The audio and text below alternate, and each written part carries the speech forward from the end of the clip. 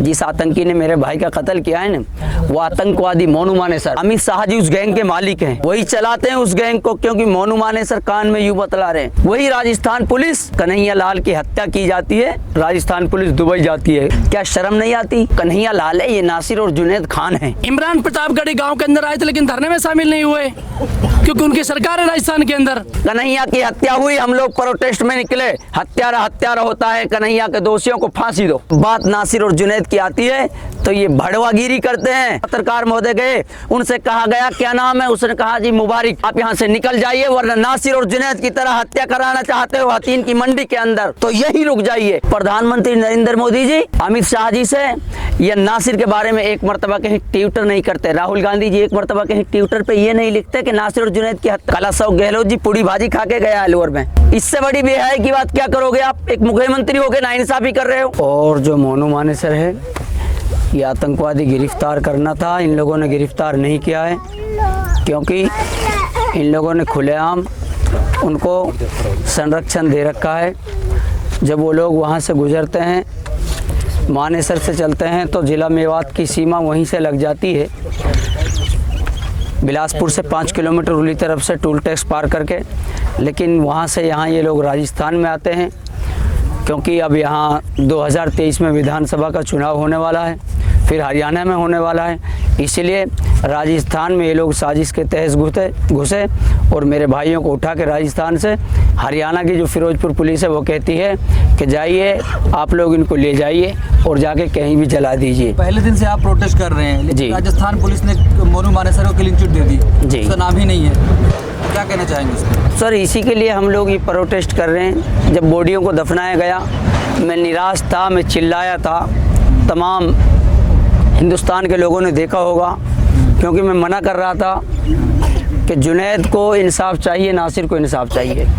तब तक बॉडियों को नहीं दफनाया गया, तब तक अशोक गहलोत जी कह रहे थे कि मैं जल्दी आ रहा हूँ घाटमी का। बॉडियों को दफना दिया गया और उनको आश्वासन दे दिया गया कि आपको दोनों परिवारों को एक सरकारी नौकरी मिलेगी और वो नौकरी का नाम कॉन्ट्रेक्चुअल नौकरी है। कॉन्ट्रेक्चुअल नौकरी, मैं तो इंग्लिश पढ़ा नहीं हूँ लेकिन मैं जब मुंह से शब्द निकला तो मैं उसको कान से सुन लिया कि कॉन्ट्रेक्चुअल क्या होता है। क्योंकि सर ये हमें कहीं लॉलीपॉप दिया गया है इसलिए कि ये लोग आश्वासन में आ जाएं, बॉडियों को दफना दिया जाए, बॉडियों को दफनाने के बाद में मामला शांत हो जाएगा। लेकिन मेरे जहन ने ये गवाही नहीं दी, मेरे दिल ने ये गवाही नहीं दी क्योंकि मेरा ज़मीर ज़िंदा है, मरा नहीं है मेरा ज़मीर। मैं इंसान हूँ, इंसानियत का मैं इज़्ज़त रखता हूँ क्योंकि हिंदू मुसलमान सिख ईसाई तमाम लोगों का जो कत्ल किया गया वो नासिर जुनैद का नहीं हुआ, पूरे भाईचारे का, संविधान का, हर चीज़ का कत्ल कर दिया गया।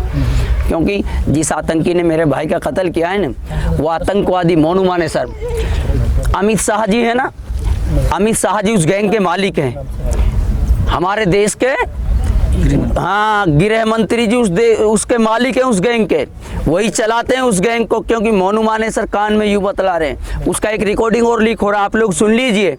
वो फोन कर रहे हैं और कह रहे हैं कि जी इसको अरेस्ट मत करिए मोनू मानेसर को, आप लोग सुन लीजिए। वीडियो वायरल भी हो रहा है, रिकॉर्डिंग भी वायरल हो रहा है। सर ये पुलिस की नाकामी है और साजिश है पुलिस की, ये एक हमारे खिलाफ सरासर साजिश रची जा रही है और मेवातियों को टारगेट किया जा रहा है और इल्ज़ाम लगाया जा रहा है कि ये लोग गोकशी करते हैं। राजस्थान पुलिस कह रही है हम जा रहे हैं तो, लेकिन हरियाणा पुलिस हम पर केस कर दे रही है तो मजबूर हैं इसलिए नहीं कर पा रहे हैं कुछ। वही राजस्थान पुलिस जो कह रही है कि हम जा रहे हैं, वही राजस्थान पुलिस जब मियाँ भाई के द्वारा, क्योंकि कातिल कातिल होता है, जब मियाँ भाई के द्वारा कन्हैया लाल की हत्या की जाती है, राजस्थान पुलिस दुबई जाती है। कहाँ जाती है? दुबई, दूसरी कंट्री में जाती है, सऊदी खाड़ी देशों में, और फ्लाइट के जरिए 2 घंटे में पकड़ के यहाँ ले आती है। क्या शर्म नहीं आती? ये हमें विश्वास दिला रहे हैं और दूसरी तरफ से कह रहे हैं कि हमारे ऊपर केस हो गया। ये रली मिली साजिश है क्योंकि Voda idea Airtel, Voda idea Airtel, ये सब टावर अलग अलग है, नाम अलग अलग है, लेकिन लोगों को एक तरीके से लूट रही है सारी कंपनियां।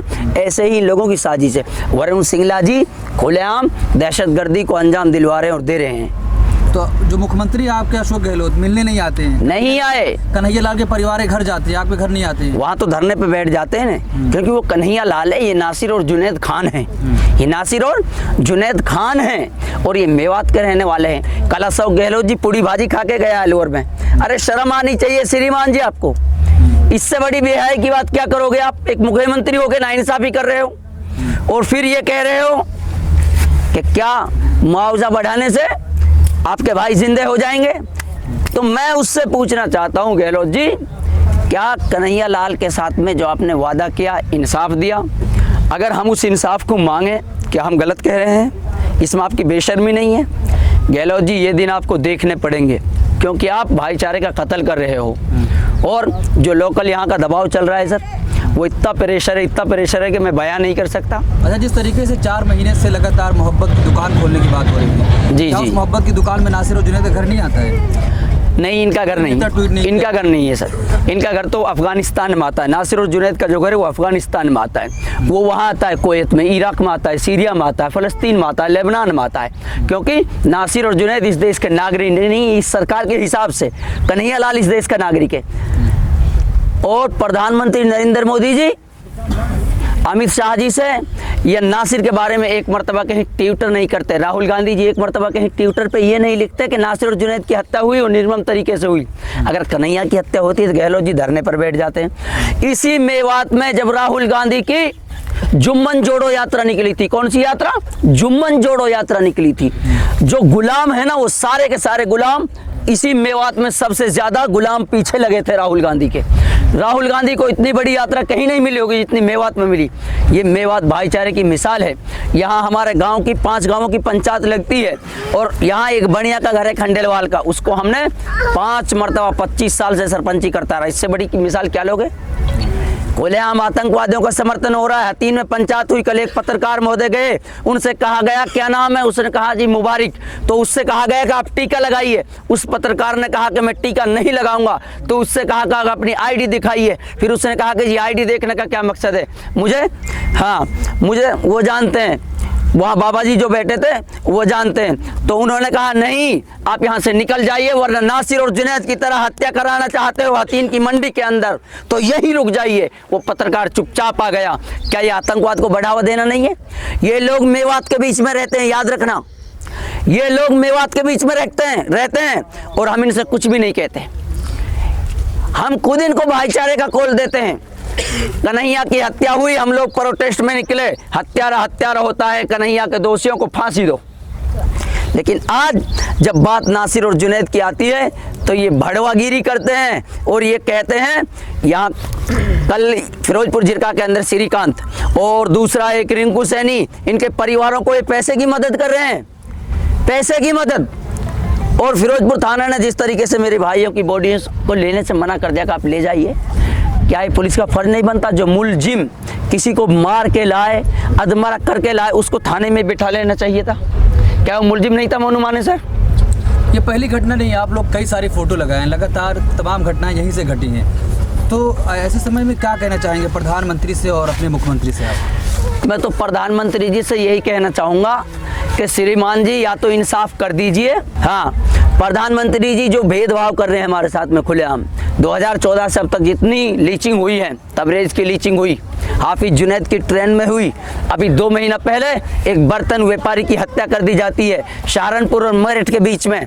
और पहलू खान को आप देखिए, भाई हट जाइए यहाँ से, पहलू खान को देखिए किस तरीके से बैठा हुआ है रोड पे, और वो नासिर को देखिए, जुनैद को देखिए, पीछे देखिए राहुल खान को, ये कार्तिक भील को मार दिया जाता है पानी के नाम से। ये देखिए अखलाक को किस तरीके से मारा गया, और ये जितेंद्र मेघवाल खाली मूछे रखने पे मार दिया जाता है। क्या मूछे रखूंगा तो मैं प्रधानमंत्री से पूछ के रखूंगा, प्रधानमंत्री जी क्या मैं मूछे रख लूँ? क्या उसको तेल लगाना पड़ रहा है मेरी मूंछों में, जो इतना जहर घोल दिया? सुबह से शाम तक, कभी आज तक पर कुत्तों की तरह डिबेट लड़ाई जाती है, कुत्तों की तरह लड़ाया जाता है 3-3 हज़ार में खरीद कर, और उसका असर कहाँ पड़ रहा है? इस मेवात में पड़ रहा है, क्योंकि ये मुस्लिम बहुल इलाका है मेवात, इसलिए इसको टारगेट किया जा रहा है। और पुलिस बराबर इनके लिए बराबर सहयोग कर रही है। आपकी मीडिया के माध्यम से कहना चाहता हूँ, पुलिस वाले हैं जिन्होंने उनको सबको नहीं लिया, या जो वो जब जिंदा थे नहीं लिया, तो उनके खिलाफ कोई कार्रवाई या कोई? पुलिस वालों के खिलाफ बराबर मुलजिम है पुलिस वाले, तो उनका कोई क्योंकि नामजद कराया हो कुछ पुलिस वालों को? देखो जी, पुलिस वालों का सबसे बड़ा नामजद तो ये है कि पुलिस वालों ने ही 5, 6, 7, 8 आदमियों को नाम दिए थे। ये बजरंग दल वाले आदमी थे, और जो आपके भाइयों को लेके गए, तभी तो हमें पता चला है कि कौन कौन आदमी लेके गए। दूसरी बात यह है कि उस गांव के लोग शाहिद हैं, गवाह हैं, उस गांव के लोग जहां पे ये घटना हुई थी, पीरो को चौधरी गोपालगढ़ अंतर्गत में। और सबसे पहली बात यह है कि मेरे भाइयों के पास कोई सबूत नहीं था। मेरे भाई किसी भी गांव में जाके पूछ लो, यहाँ एक खड़ा है हमारा भाई, उसकी गाड़ी गिट्टी की चलती है, यहाँ बेचारा गाड़ी चला के मजदूरी करता था। और मैं सरफ का काम करता हूँ मोटरसाइकिल से, बाइक से फेरी करता हूँ, गांव-गांव घूमता हूँ। मेरे भाइयों 200-300 रुपए की मजदूरी करके अपने बच्चों को पाल रहा हूँ, और मुझे धमकियाँ दी जा रही हैं। क्यों धमकियाँ दे रहे हो? मैं कहना चाहता हूँ सत्ता के दलालों से, कब तक आप ऐसे धरना प्रदर्शन करेंगे? धरना जारी रखूँगा। ये लुंगी है ना, ये लुंगी मेरी माँ ने सुबह दी है मुझे पहनने के लिए।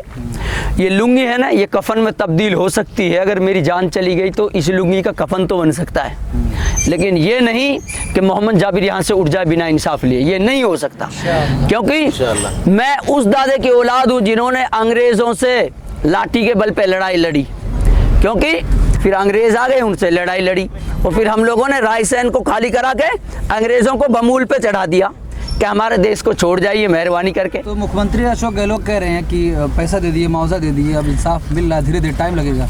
अशोक गहलोत जी से ये पूछिए कि जी चिरंजीवी जो योजना लागू की है, क्या वो सरकार की मदद है क्या? पूछिए।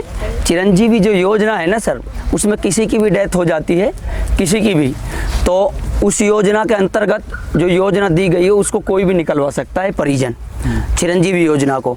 और दूसरी बात एक, उसमें 5 लाख रुपए का जो लॉलीपॉप दिया गया है वो 1 अप्रैल से लागू होता है। कब से?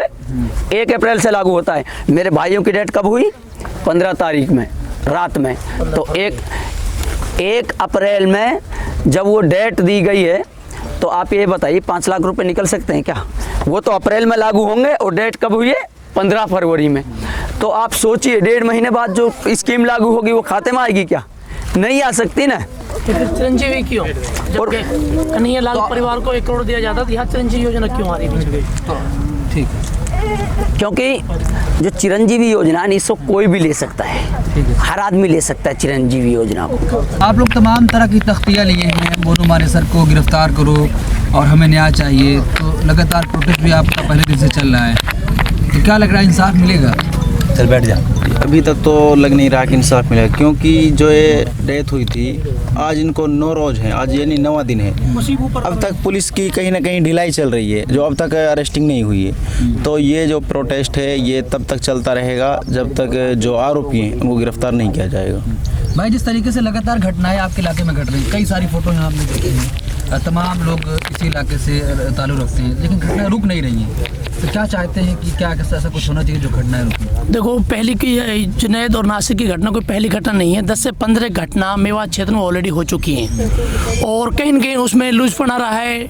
हम नहीं चाहते कि आगे भी ऐसी घटनाएं घटें, इसलिए हम कंटिन्यू प्रोटेस्ट पे बैठे हैं। और लगातार कल इसी गांव के अंदर एक मौन तरीके से क्या नाम है प्रोटेस्ट किया गया था, और कल फिरोजपुर झिरका के अंदर 15-20 हज़ार आदमी की संख्या में प्रोटेस्ट होगा। आज सुबह मॉर्निंग में अलवर के अंदर प्रोटेस्ट हुआ था।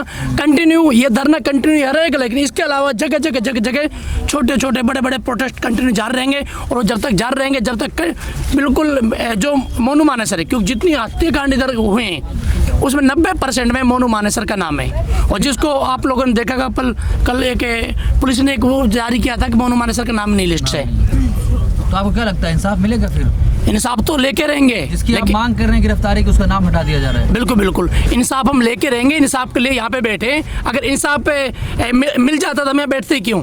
क्योंकि जब यहाँ पे मंत्री, अभी तक मुख्यमंत्री नहीं आए, आपकी आवाज़ सुने। मुख्यमंत्री तो छोड़िए, अभी तक कलेक्टर साहब नहीं आए। कलेक्टर साहब नहीं, इमरान प्रतापगढ़ी गांव के अंदर आए थे, लेकिन धरने में शामिल नहीं हुए, क्योंकि उनकी सरकार है राजस्थान के अंदर। और कल अशोक गहलोत साहब और राहुल गांधी साहब अलवर आए थे, और यहाँ से 50 किलोमीटर दूर नासिर और जुनैद के गांव नहीं आ पाए। ये सोचने के बाद एक तरफ भारत जोड़ यात्रा की बात करते हैं, कन्याकुमारी से कश्मीर तक जाती, इसी मेवात से होते हुए, और पूरे हिंदुस्तान में जितनी भीड़ नहीं हुई इतनी मेवात के अंदर भीड़ हुई थी। और आज उसी मेवात का जब बंदे का कत्ल किया जाता, कत्ल भी इस तरीके से कि उसको जिंदा जला दिया जाता है। जहाँ इस्लाम धर्म में दफनाना है वहाँ उसको जिंदा जलाया जा रहा है, उसके मजहब के खिलाफ जाके, और उसमें भी एक ट्वीट तक। अरे आना तो बहुत दूर, एक ट्वीट कर दो कम से कम, मतलब ट्वीट भी नहीं बढ़ता है। ये मौत इतनी आसान होगी कि आप ट्वीट भी नहीं कर सकते। ये अफसोस है और सोचने वाली बातें हैं।